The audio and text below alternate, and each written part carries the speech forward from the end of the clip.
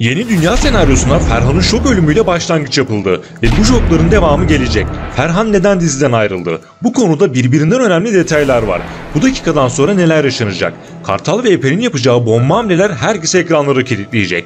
Vedası yakın olan bir başka sürpriz isim daha var.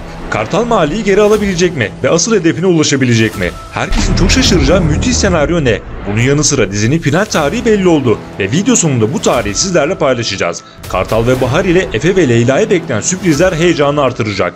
Birazdan tüm bunlardan ve daha fazlasından bahsedeceğiz. Şimdi hemen başlayalım.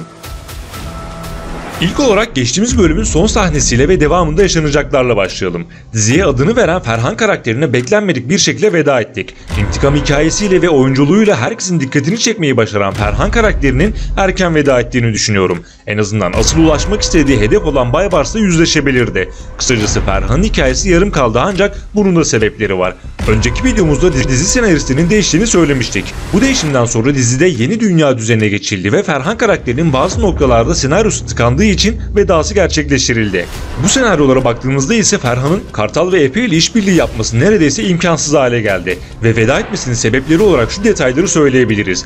Efe'nin manevi babasını öldürmesi, Kartal'ın koruduğu mahallede seri cinayetler işleyerek Kartal'ın imajını sarsması ki zaten tüm mahalleli Kartal'a Ferhan yüzünden sırt çevirdi, Leyla'yı kaçırması, Kartal'ın yardımı sayesinde hastaneden kaçıp sonrasında Kartal'ın elinden kaçması ve Kartal'a karşı kardeş kozunu kullanması. İşte tüm bunlar Ferhan karakterinin senaryosunu tıkadı. Aslında senaryosu daha farklı yazılarak Kartal ve Epe ile yan yana durabilirdi. Zamanında Ferhan Kartal'a kardeş kozunu kullanmıştı ve Leyla'yı kaçırarak hayatının hatasını yapmıştı. Şimdi ise Kartal Ferhan'a kardeş kozunu kullanarak Efe tarafından öldürülmesini sağladı.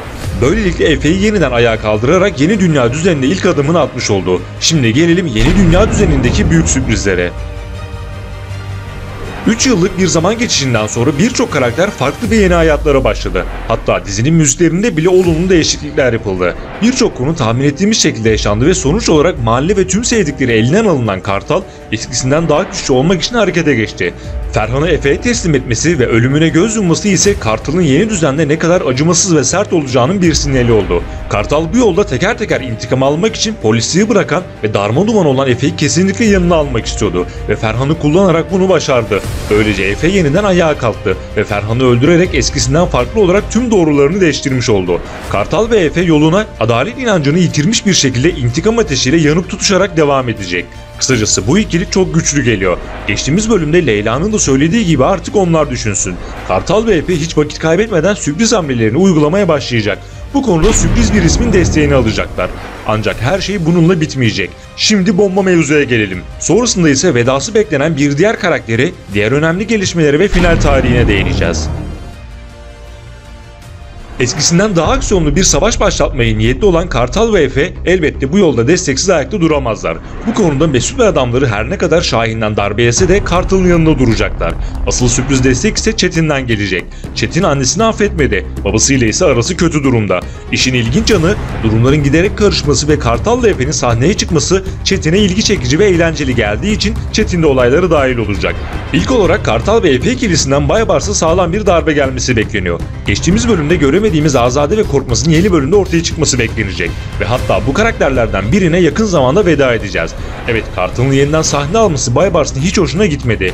Durumlar böyle olunca Baybars Şahin'e Kartal'ı durdurması için görev verdi. Ne de olsa Şahin'in ipleri Baybars'ın elinde. Onun sayesinde köşeye döndü ve mahallenin başına geçti. Eğer Şahin Kartal'ı durduramazsa Baybars'ın öfkesiyle karşılaşır ve durumların aynen bu şekilde olması bekleniyor. Şahin elinden geleni yapacak ancak Kartal ve Efe'yi durduramayacak. Baybars ise Neriman'a Kartal'a dokunmayacağına dair söz vermişti. Ancak geçtiğimiz bölümde Neriman'a söylediği "İşlerime burnunu sokarsa sen bile yetmezsin" diyerek Kartal'ı gerekirse öldürebileceğinin altını çizdi. Neriman ise her ne kadar uzun zamandır Baybars'ın yanında dursa da hala Kartal'ı çok seviyor ve ilerleyen bölümlerde sürpriz hamleler yaparak Kartal'a destek olabilir. Neriman'ın bu konudaki en büyük avantajı Baybars'ın hassas noktasının kendisi olduğunu iyi bilmesi. Öte yandan Kartal henüz Çetin'in halısının oğlu olduğunu bilmiyor. Bu durumu öğrenene kadar Çetin'le birlikte hareket edecek ancak birkaç bölüm sonra gerçekleri öğrendikten sonra Çetin'le yollarını ayıracak. Ferhan'ın vedasından sonra önemli bir karakterin daha vedası bekleniyor. Bu karakterimiz Kartal'ın babası Oktay. Geçtiğimiz bölümde Oktay'ı pek iyi durumda görmedik. Ağır hasta olmuş bir halde yataktan çıkamıyordu. Hatta kan kusma detayı önemli bir detay oldu. Kısacası Oktay karakterinin vedası yakın diyebiliriz. Bunun yanı sıra yeni dünya düzeninde şaşırdığımız bir başka karakter ise Halide oldu. Beklenmedik biriyle evlenen ve şiddet gören Halide, Kartal'ın dönüşüyle ve Leyla'nın yardımıyla bu bataklıktan kurtulmaya çalışacak. Konyalı ise bir ihtimal ailesinin yanına gitmiş olabilir. Böyle bir durumda zenginleşmiş bir Konyalı görebiliriz. Öte yandan Bahar'dan oğlu olduğunu öğrenen Kartal gözünü karartarak Bahar'la yeniden bir araya gelmek için sürpriz hamleler yapacak. Bahar ise Kartal'ı hala sevmesine rağmen her ne kadar ilk başta sert tepki verse de giderek yumuşayacak ve oğlu Ateş için Kartal'la yeni bir başlangıç yapmayı deneyecek. Böylelikle Kartal büyük savaşta Bahar'dan maddi manevi her türlü desteği arkasına almış olacak. Fakat bir yandan da oğluna zarar gelmemesi için elinden geleni yapacak. Leyla ve Efe konusunda ise sürpriz gelişmeler bizi bekliyor. Bu ikilinin yıllar geçmesine rağmen hala birbirlerini çok sevdiğini gördük. Özellikle Leyla'nın Efe ile konuşması Efe'yi kendine getirdi. Efe'nin en büyük endişesi ise artık birini daha kaybetmek istememesi. Bu konuda Ferhan'dan dolayı sürekli Leyla'yı takip ederek gizlice koruyordu. Ancak artık Ferhan ortadan kalktığı için aralarında herhangi bir engel kalmadı. Kartal'la yeni bir sayfa açan Efe aynı şekilde Leyla ile yeni bir sayfa açmayı deneyecek. Yıllar önce aralarındaki imkansız aşk bambaşka bir yöne doğru ilerlemiş olacak. Şimdi gelelim dizinin final yapması beklenen o tarihe. Dizinin bir sezonluk garantisi olduğunu söylemiştik ve son gelişmeye göre bu sezon final yapması planlanıyor. Önümüzdeki günlerde 19. bölümüyle ekranlara gelmesi beklenen dizi bir değişiklik olmazsa 28. bölümde final yapacak. Bu da tarih olarak 30 Mayıs'a denk geliyor.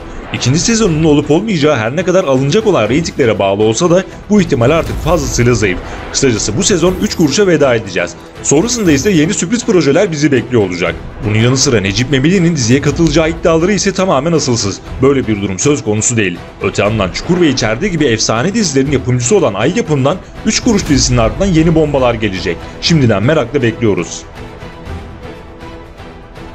3 kuruşun reytinglerine baktığımızda herkesin kullandığı klasik reyting sistemine göre totalde 5.33'lük bir oranla 5. sırada yer aldı. AB kategorisinde ise 3.45'lik bir oranla 8. sırada yer aldı. Dijital ölçümlerinde yapıldığı yeni reyting sistemine göre ise 8.29'luk bir oranla diziler arasında zirvede yer aldı. Dizi film kategorisinde de liderliğe yerleşti. Sosyal medya reytinglerinde ise en çok konuşulan diziler arasında yerini aldı.